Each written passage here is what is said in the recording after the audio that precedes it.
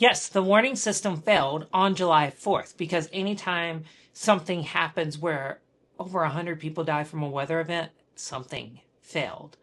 The warnings came out in plenty of time, though.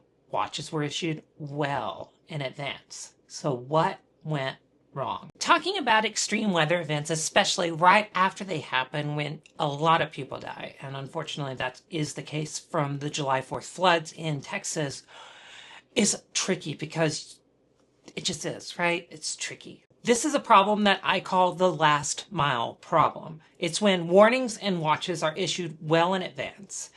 People are given plenty of lead time, but yet they don't act on that information for any number of reasons. It could be because they simply didn't get them because they didn't have the infrastructure like cell phone networks, anything like that, to receive the data, or a weather radio, or the local community didn't have a warning system in place either. All those things are possible. Now, the thing I do want to focus in on is the complacency and lack of ability to get warnings. First off, there's definitely an anti-science, anti-fact, anti-expert culture that has taken root in a part of the country that is also very susceptible to extreme weather events, especially ones that are becoming more frequent. And that's not good because if you don't trust warnings, if you say it's just a false alarm, I don't need to pay attention to this, there's not another warning coming to tell you that it's not a false alarm. You will be in trouble if you just ignore warnings. Eventually, that's going to go poorly for you.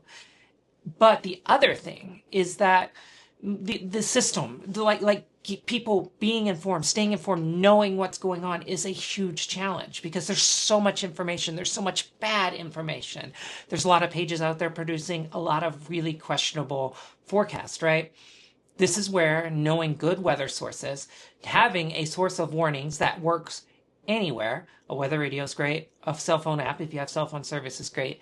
All those are good. But also knowing the weather forecast ahead of time. So if you're going to a place where there isn't going to be any of that, and you don't know if you're going to get warnings, knowing what the weather's going to be like beforehand is super important. This is a short, I could talk a lot more on this. I'm going to in a longer form video eventually, but just know the warning system, the warnings, they came out on time.